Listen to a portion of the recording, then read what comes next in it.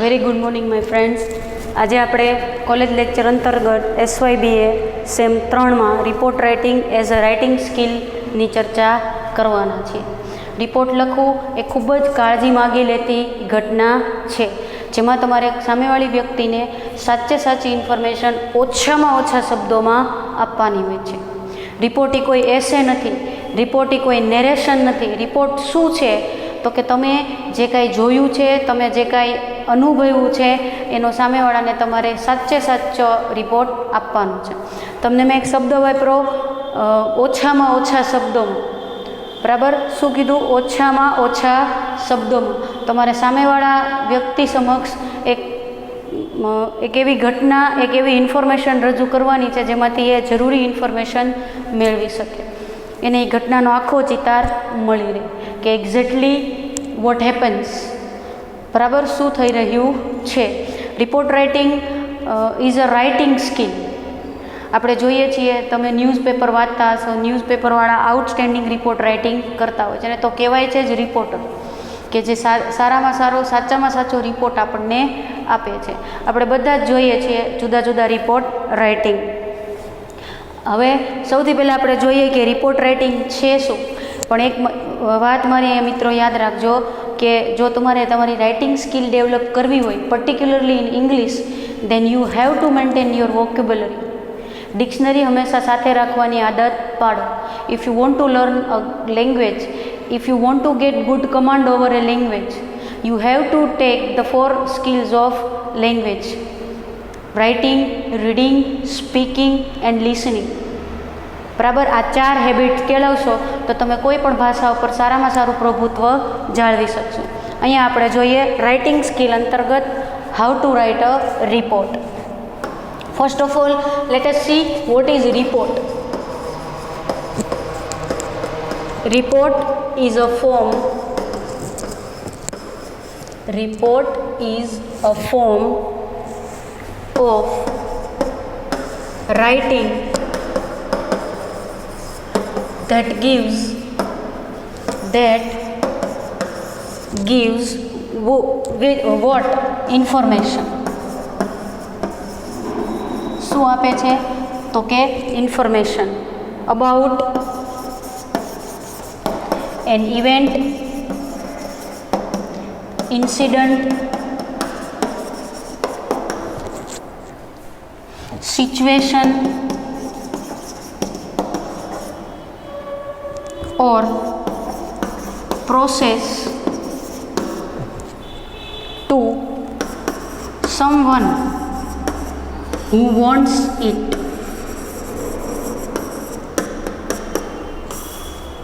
These words are very useful for report writing. Who wants it? જે આને માંગે છે તે, ચાહે છે તે, ઈચ્છે છે તે. હવે now the question is what they want.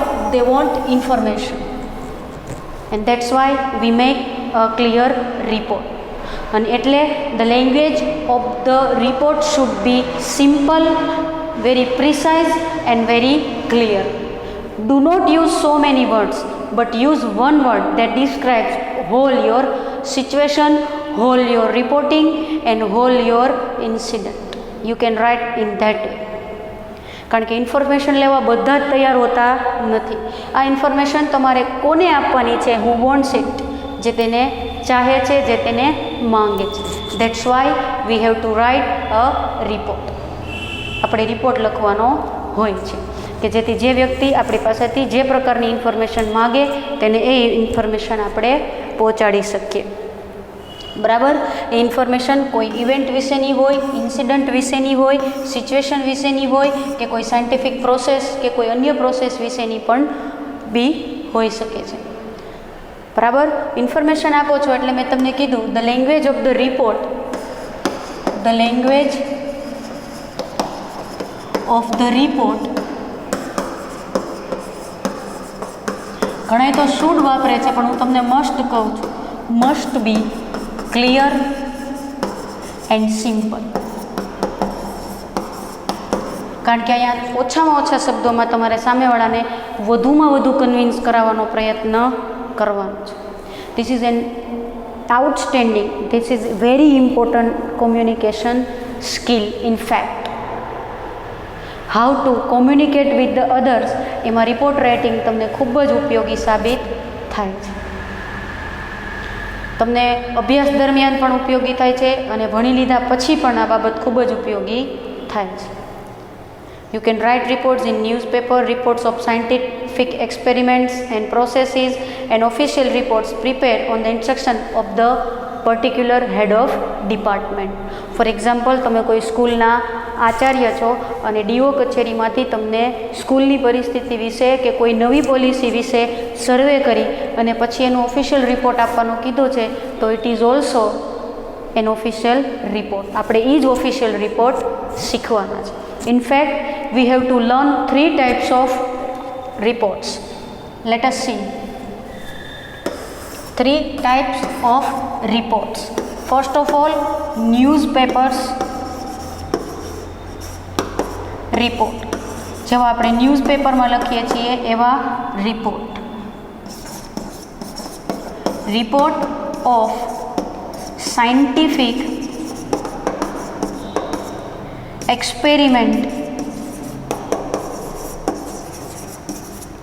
and process and official reports as per the demand. These are the 3 types of report we have to learn in this section. So first of all, we start with the newspaper report. આમ તો તમે બહુ બધા વાંચતા હશો એટલે તમને ખ્યાલ જ છે કે ન્યૂઝપેપર રિપોર્ટમાં અગત્યનું શું હોય છે, બરાબર. પણ સૌથી જે જરૂરી બાબત છે ન્યૂઝપેપર રિપોર્ટની, એમાં તમારે એ યાદ રાખવાનું છે કે જ્યારે તમે ન્યૂઝપેપરમાં કોઈ પણ વર્બનો ઉપયોગ કરતા હોય હેડિંગમાં પર્ટિક્યુલરલી, કારણ કે હેડિંગને આધારે જ લોકો નક્કી કરતા હોય છે કે આપણે અંદરનું વાંચવું કે ન વાંચવું. આપણે સર્વે મેથડથી ન્યૂઝપેપર વાંચતા હોય છે.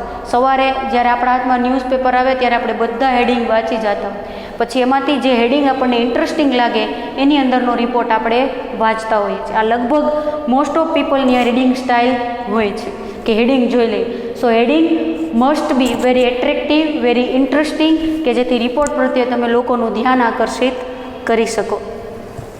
ધ વર્બ, તમે જે ક્રિયાપદ ઉપયોગ કરો છો in the headings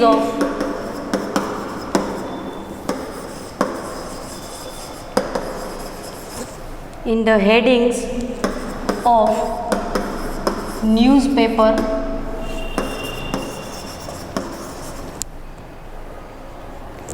reports is either in, યાદ રાખવાનું, કાં તો સિમ્પલ પ્રેઝન્ટ ટેન્સમાં હોય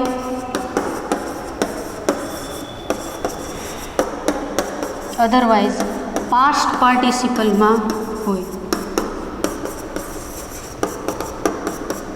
ભૂતકૃદંત જેને આપણે કહીએ છીએ the third form of a particular word. વર્તમાનકાળ, ભૂતકાળ અને ભૂતકૃદંત. ચાલી રહ્યું છે, થઈ ગયું, થઈ ગયેલું છે એ બતાવવા માટે આપણે ભૂતકૃદંત એટલે કે પાસ્ટ પાર્ટિસિપલનો ઉપયોગ કરતા હોય છે. તો અહીંયા તમે જે રાઇટિંગ કરો છો એ તો કાં તો સિમ્પલ પ્રેઝન્ટ ટેન્સમાં હોવું જોઈએ અને કાં પાસ્ટ પાર્ટિસિપલમાં હોવું જોઈએ, તો જ ન્યૂઝ પેપર રાઇટિંગ છે, રિપોર્ટ રાઇટિંગ છે એ તમે ઇફેક્ટિવલી કરી શકો છો. ફોર એક્ઝામ્પલ આપણે જોઈએ પ્રેસિડેન્ટ, રાષ્ટ્રપતિ. President leaves for SAARC meet. Asian દેશોની મીટમાં ગયા છે તો જો કેવો વર્ડ જેને વાપરો છે, leaves. President is a third person for us. I am not president, you are not president, president is the third person, and that's why we use leaves, because leaves shows us simple present tense. Otherwise, book by R.K. Reddy, book by R.K. Reddy to be released, પ્રકાશિત થવા જઈ રહી છે. કોના દ્વારા? R.K. Ready દ્વારા. Active passive વાક્યરચનાનો બહુ જ ઇફેક્ટિવલી યુઝ ઇંગ્લિશ ન્યૂઝપેપર્સમાં થતો હોય છે.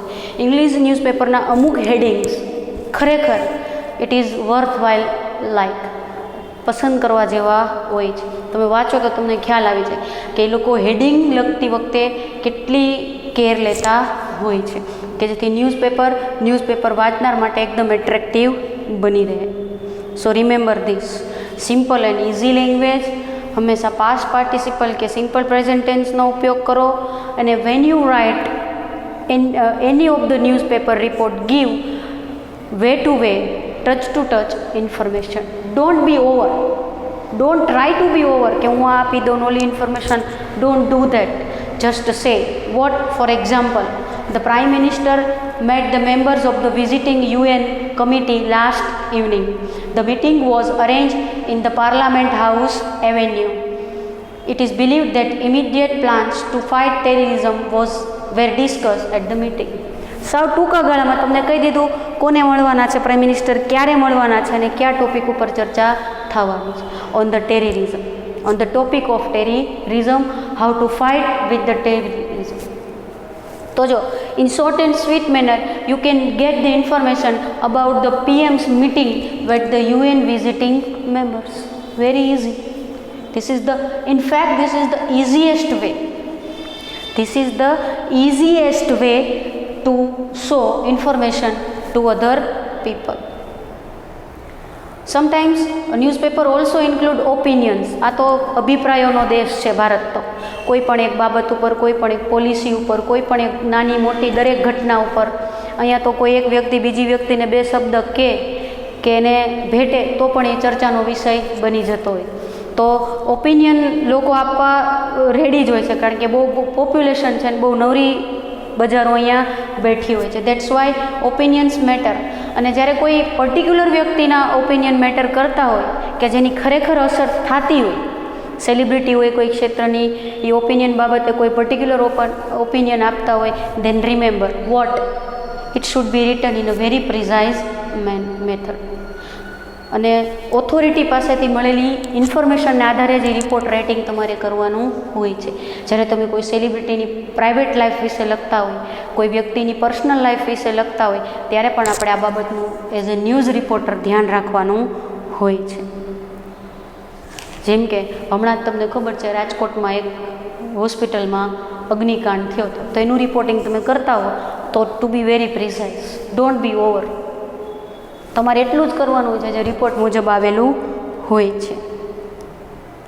Some very good words used, called upon ને અર્જડ, એક્ઝોર્ટેડ, ફોરસો, ડિક્લાઇન, પ્રેઝડ, આવા બધા શબ્દોનો ઉપયોગ એમાં થતા હોય છે.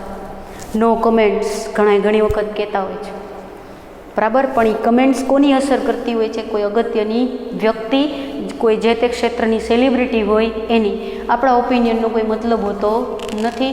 પણ ન્યૂઝપેપરમાં જ્યારે આપણે એઝ એ રિપોર્ટર લખતા હોઈએ તો આપણે આ બાબતોનું ધ્યાન રાખવાનું હોય છે. સમજાય છે? સો બી very precise.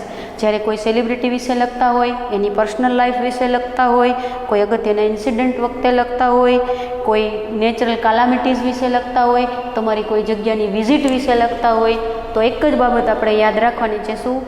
Keep the language very simple and give the necessary information. Don't try to write over writing કરવાનો પ્રયત્ન કરવાનો નથી, બરાબર. There are two model reports given by the author on page number 66 and 67 and 68. One report is for earthquake in Bilaspur and the second report is on school trip to Pondicherry. Please try to read it, understand it and try to write your report writing. તમને ઘણા બધા example આપ્યા છે, એ example મુજબ report લખવાની કોશિશ કરજો. તમારા એન્યુઅલ ફંક્શનનો રિપોર્ટ પણ પૂછાઈ શકે, કોઈ નેચરલ કાલામિટીઝનો પણ પૂછાઈ શકે. તો એ રિપોર્ટ લખતી વખતે આપણે આટલી બાબતોનું ધ્યાન રાખવાનું છે. Next we move about official reports. What official reports? Scientific process અને સાયન્ટિફિક એક્સપેરિમેન્ટના reports most of friends newspaper report જેવા જ હોય છે. એમાં તમે જે કાંઈ પ્રોસેસ બતાવી. પ્રોસેસ જેમ કે અત્યારે વેક્સિનની ચર્ચાઓ આખા વિશ્વમાં ચાલી રહી છે, તો કયો દેશ કેવી વેક્સિન બનાવે છે, વેક્સિન બનાવવામાં કઈ પ્રોસેસ આવે છે અને વેક્સિન ક્યારથી આપવાની શરૂઆત થશે એ રિપોર્ટ તમે રોજ ન્યૂઝપેપરમાં જોવો જ છો. This is scientific experiment or scientific process report. કોરોનાનો સામનો કરવાની રસી આપણે છેલ્લા વર્ષથી બધા એની પાછળ પડેલા છે, જ્યારથી માર્ચ મહિનામાં આવ્યો ત્યારથી, અને રોજ એના વિશે કંઈક નવા રિપોર્ટ્સ આવતા જાય છે. દુનિયાના દરેક દેશોનું કોન્સન્ટ્રેશન અત્યારે લગભગ એ રોગ ઉપર થયેલું છે.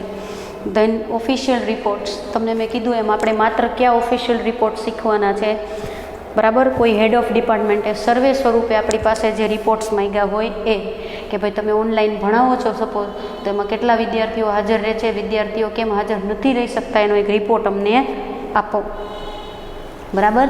એનું એક ચોક્કસ ફોર્મેટ જ છે, એ ફોર્મેટ અહીંયા આપણે જોવાનું છે. સૌથી પહેલાં આવશે ફ્રોમ, કોના દ્વારા લખવામાં આવી રહ્યો છે. જેમ કે અહીંયા છે દીપેન ઝોન. શું છે એનું ડેઝિગ્નેશન?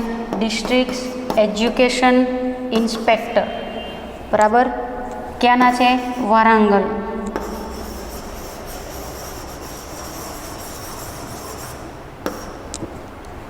ડેટ હંમેશા ઓર્ડિનલ વેમાં લખવાની પ્રેક્ટિસ કરવાની. 13th May 2009. This is from, કોના દ્વારા?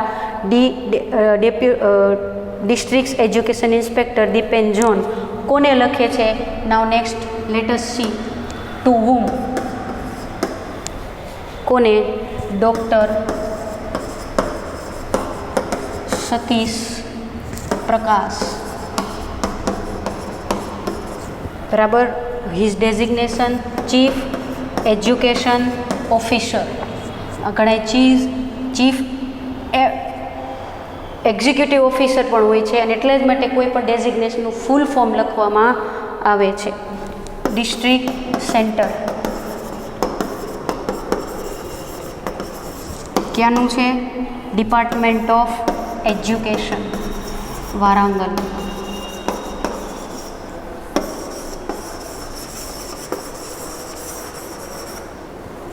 બરાબર. For what report? Then next come to title. તમે ટુ લખો, ફોર્મ લખો, then write down the title, જેને ઘણા રેફરન્સ પણ કહે છે.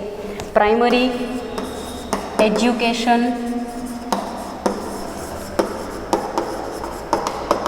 પ્રોગ્રામ.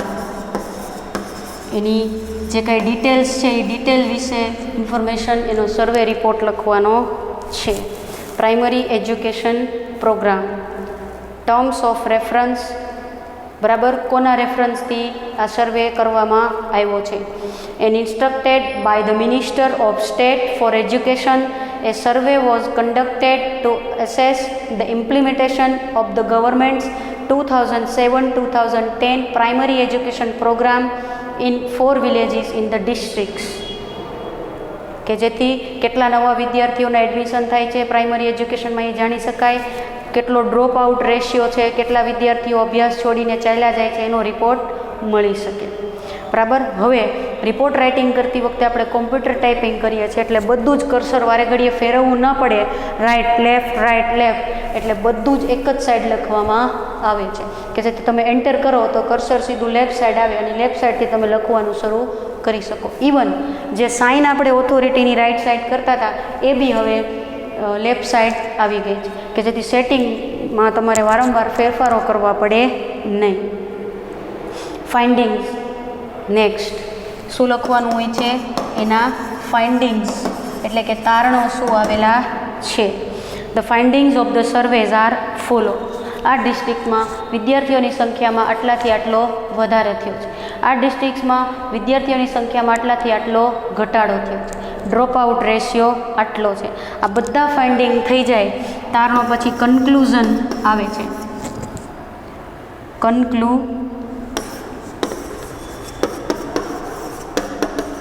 અને એના આધારે જ રેકમેન્ડેશન કરવાના હોય છે.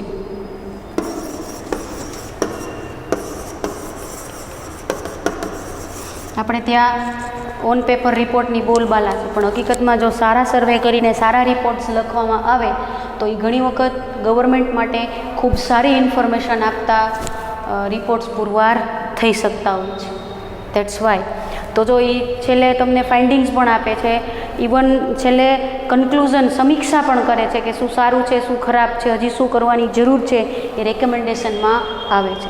This is the complete report. બરાબર. અને લાસ્ટમાં એની સાઇન અહીંયા આવશે, સાઇન ઓફ ઓથોરિટી. તમે જો બધું જ આપણે લેફ્ટ સાઈડ કીધું, to, then from, then to, title, reference, findings, and the last not but the least recommendation and what conclusion. This is the best way to write an official reports. યાદ રાખજો, official રિપોર્ટ્સમાં આંકડાઓનું મહત્ત્વ ખૂબ જ હોય છે અને આંકડા બને તેટલા સત્યની નજીક હોય એવા તમારે પ્રોવાઈડ કરવાના હોય છે. બરાબર. તો these are the 3 types of report: newspaper reports, scientific process report and official reports. Report લખતી વખતે એક જ બાબત મગજમાં રાખવાની છે, આપણે સામેવાળાને ઇન્ફોર્મેશન પ્રોવાઈડ કરવા માટે રિપોર્ટ રાઇટિંગ કરીએ છીએ. સો keep concentrate on how to write a very good outstanding report. અને એના માટે હું તમને સજેશન કરું છું, try to read English news papers.